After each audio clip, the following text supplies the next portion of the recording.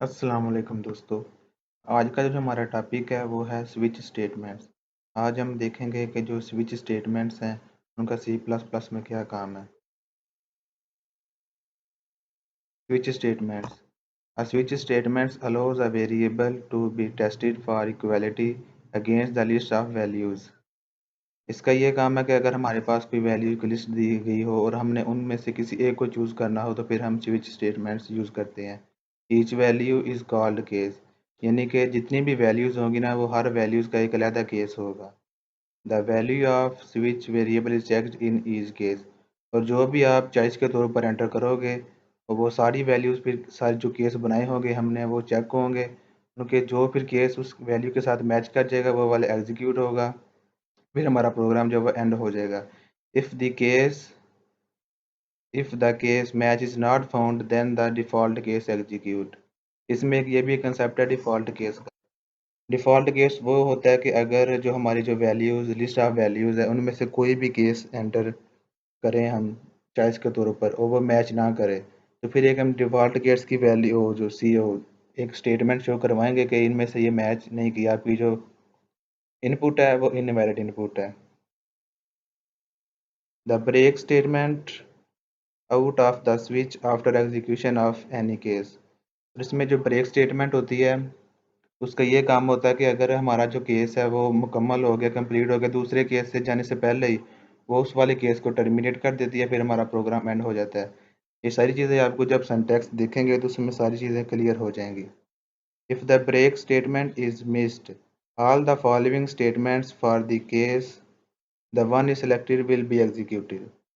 अगर इस ये जो ब्रेक स्टेटमेंट अगर मिस हो जाए तो इसका नुकसान ये होता है कि जो जो दूसरे केसेस होते हैं वो ऑलरेडी जो हमने नहीं शो करवाने थे वो भी डिस्प्ले हो जाते हैं, जो हमने शो करवाना होता है वो तो डिस्प्ले होगा ही होगा।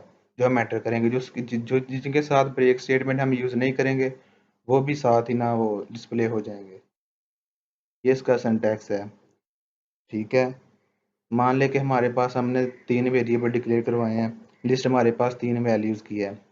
जब हम ये जो वेरिएबल लिखा हुआ है ना है इस हम चॉइस के तौर पे ये वेरिएबल लेंगे, हम वन एंटर करेंगे तो ये केस वन है वो एग्जीक्यूट होगा। ब्रेक स्टेटमेंट का ये था कि फिर ये टर्मिनेट प्रोग्राम ये वाला केस एग्जीक्यूट करके हमारा प्रोग्राम जो वो एंड हो जाएगा। अगर ब्रेक स्टेटमेंट नहीं होगी तो फिर ये केस टू केस थ्री ये सारे वन बाई वन एग्जीक्यूट होते जाएंगे, क्योंकि हमें ज़रूरत तो सिर्फ इस केस की थी, केस वन की। केस वन तो डिस्प्ले होगा। अगर ब्रेक स्टेटमेंट यूज़ करेंगे तो फिर हमारा केस वन डिस्प्ले होकर हमारा प्रोग्राम जो है वो एंड हो जाएगा। अगर ब्रेक स्टेटमेंट हम यूज़ नहीं करते उसका ये होगा कि मेरा ये केस टू भी एग्जीक्यूट हो जाएगा, यानी कि हमें इसकी ज़रूरत नहीं होगी। ठीक हो गया, इसी तरह सो ऑन।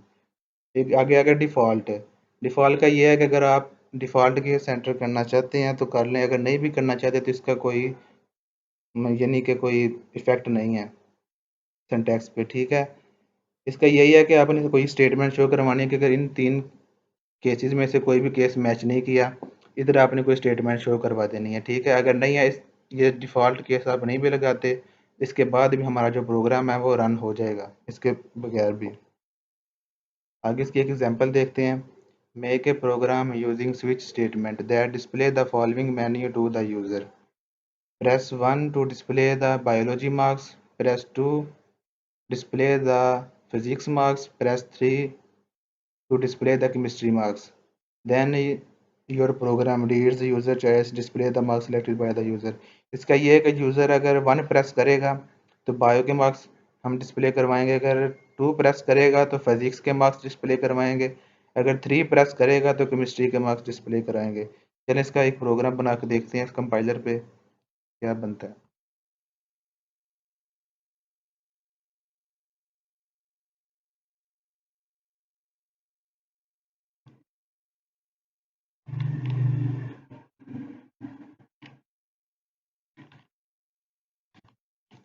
सबसे पहले मार्क्स डिस्प्ले करवा देंगे जो कांस्टेंट है डबल।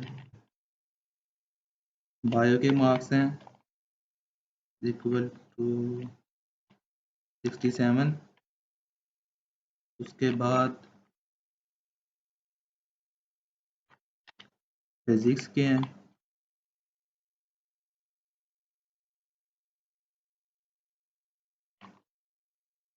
फिजिक्स के 78 कर देते हैं 0.5।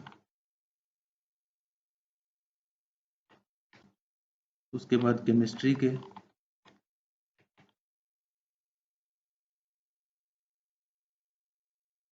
के रख देते हैं 80।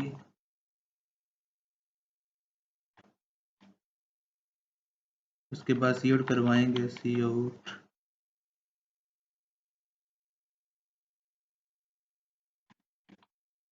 Press 1 to display the biomass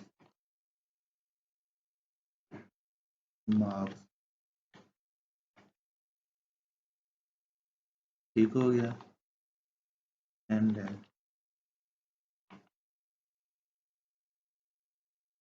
इसी स्टेटमेंट को कॉपी करते हैं, थोड़ी सी चेंजिंग करके दूसरी स्टेटमेंट हम बना लेंगे। कंट्रोल सी,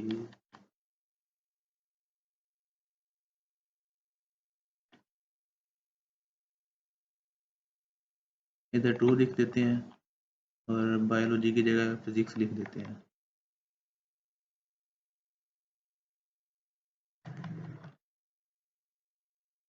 बायोलॉजी की जगह इधर केमिस्ट्री आ जाएगा, केमिस्ट्री इधर 3 आ जाएगा। और हम एक वेरिएबल डिक्लेयर करवाएंगे जो हमारा चॉइस के तौर पर होगा। Int choice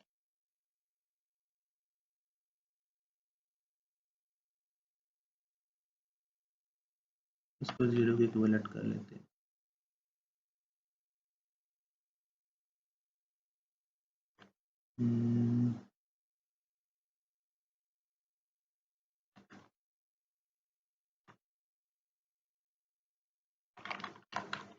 C out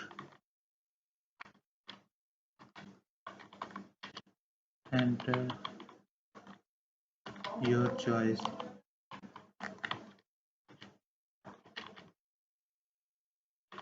C in, ये चॉइस वाले वेरिएबल में डिक्लेयर करवा देंगे। फिर switch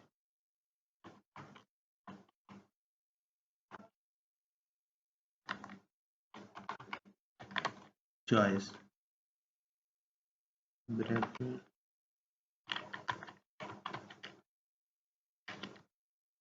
case 1 break,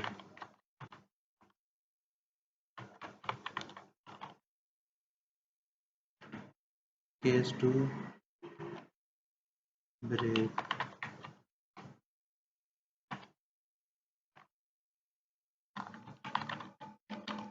case 3 break और आगे डिफॉल्ट।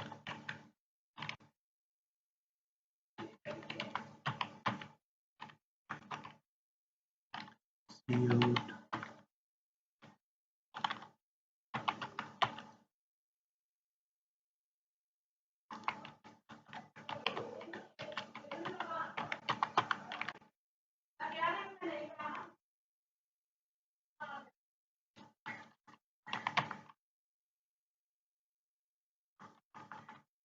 अब केस 1 में लिखेंगे बायो के मार्क्स डिस्प्ले करवाएंगे, ठीक है।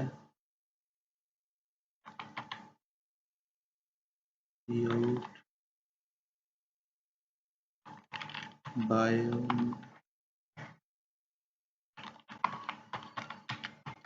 मार्क्स वो कितने हैं, वो हमने बायो वाले वेरिएबल में वो लिखे हुए हैं, कांस्टेंट जो वैल्यू हमने डिक्लेयर करवाई थी। एल ठीक हो गया। अब इसी को कॉपी कर लेते हैं,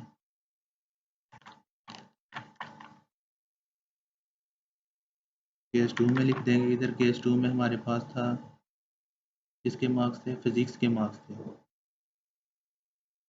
बायोलॉजी की जगह इधर फिजिक्स लिख देंगे,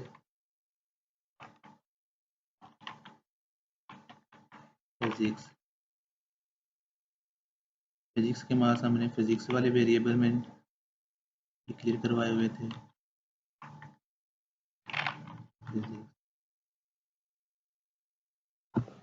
ये दोस्तों अगर ये जो हमारा प्रोग्राम है वो वो कंप्लीट हो गया। ये डिफ़ॉल्ट केस रह गया, ये लिख लेते हैं डिफ़ॉल्ट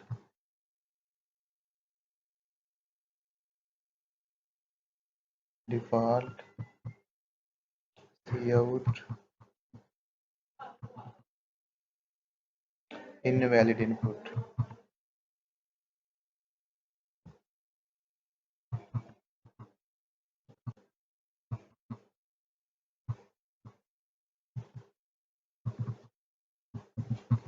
एंड ठीक हो गया। अब इसे रन करके देखते हैं।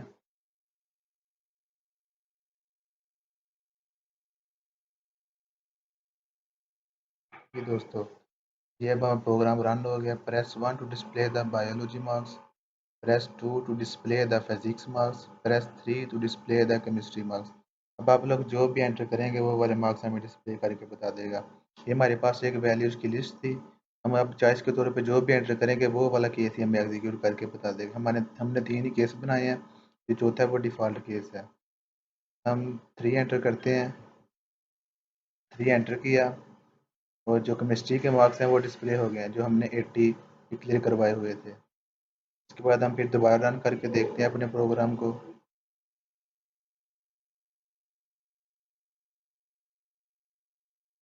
अब हम लोग 1 एंटर करके देखते हैं, जो हमारे बायोलॉजी के मार्क्स थे वो वाले डिस्प्ले हो जाएंगे। 68 थे मार्क्स बायोलॉजी के, ठीक हो गया।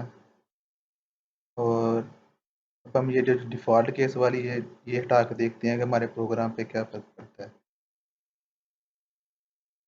पहले चेक करके देख लेते हैं डिफ़ॉल्ट केस पे आता क्या है। हमने 4 एंटर किया, इस पे इनवैलिड इनपुट आ गया, क्योंकि ये चौथा केस हमने जो 4 वाला केस है वो हमने बनाया ही नहीं है, इसलिए 3 केसेस हैं, इसलिए इसने दे दिया इनवैलिड इनपुट। अगर आप लोग ये डिफ़ॉल्ट केस वाला ये जो फंक्शन है ये सारा कट कर देते हैं तो हमारा प्रोग्राम इनवैलिड इनपुट नहीं देगा और सीधे हमारा जो प्रोग्राम है वो एंड हो जाएगा। हम चेक करके देख लेते हैं। माने हमने 6 एंटर किया है, इसके बाद जो हमारी डिफ़ॉल्ट केस वाली जो हमने स्टेटमेंट शो करवाई थी कि इनवैलिड इनपुट देगा, वो अब शो नहीं होगी। ऐसे ही हमारा जो प्रोग्राम है वो एंड हो गया। आगे कंसेप्ट था ब्रेक स्टेटमेंट का। अगर आप लोग ब्रेक स्टेटमेंट कट करते हो केस 2 में से, ठीक हो गया, ये हमने कट कर दी। अब जब हम केस 2 एंटर करेंगे, केस 2 एंटर करेंगे, ये फिजिक्स के मार्क्स तो शो करेगा ही करेगा, लेकिन साथ में केमिस्ट्री के भी शो कर देगा। वो इसलिए कि हमने ब्रेक स्टेटमेंट हटा दिए केस 2 में से। ये देखें, फिजिक्स के मार्क्स भी आ गए, केमिस्ट्री के मार्क्स भी आ गए। अगर हम ब्रेक स्टेटमेंट लगाते हैं, ब्रेक स्टेटमेंट लगाते हैं तो इसका ये होगा कि केस 2 के जो मार्क्स है वही वो डिस्प्ले करेगा। चेक करके देख लेते हैं। ये प्लस 2 किया, देखें जो फिजिक्स के मार्क्स थे वही उसने शो किए हैं। जी दोस्तों, मेरी वीडियो कैसी लगी? अगर अच्छी लगी है तो चैनल को सब्सक्राइब करें और बेल के आइकन को दबाकर ऑल पे क्लिक करें ताकि मेरी आने वाली हर वीडियो आप तक बआसानी पहुंच सके।